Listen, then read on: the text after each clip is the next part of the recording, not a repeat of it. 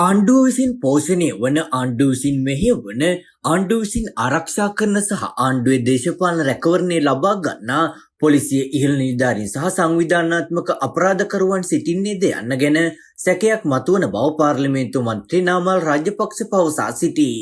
ඝාතනයට ලක් වූ වැලිගම ප්‍රාදේශීය සභාවේ සභාපතිවරයා තමන්ගේ ආරක්ෂාව සම්බන්ධයෙන් ගැටලුවක් ඇති බවට පොලිස්පතිවරයා වෙත ලිඛිතව දන්වා තිබූ බවයි මාධ්‍ය වෙත අදහස් දක්වමින් මන්ත්‍රීවරයා සඳහන් කළේ. ඔහුට විරුද්ධව නඩු තිබෙනවද නැද්ද යන්න කියන කාරණය අදාළ නොවන බවද ඇතැම් සංවිධානාත්මක අපරාධකරුවන් සඳහාද පාරවල් වසා දැඩි ආරක්ෂාවක් ලබා දෙන්නේ ඔවුන්ගේද ජීවිත ආරක්ෂා කිරීමට ආණ්ඩුවට වගකීමක් තිබෙන නිසා බවද මන්ත්‍රීවරයා ප්‍රකාශ කර සිටී. ඝාතනයට ලක් වූ වැලිගම ප්‍රාදේශීය සභාවේ සභාපතිවරයා සංවිධානාත්මක අපරාධ කල්ලියකට සම්බන්ධ බවට ආණ්ඩුවට තොරතුරු තිබුණා නම් සිදු කළ යුතුව තිබුණේ ඔහුගේ ජීවිතය ආරක්ෂා කර අදාළ තොරතුරු ලබා ගැනීමට බවයි පාර්ලිමේන්තු මන්ත්‍රී නාමල් රාජපක්ෂ මාධ්‍ය වෙත වැඩිදුරටත් අදහස් දක්වමින් පවසා සිටියේ.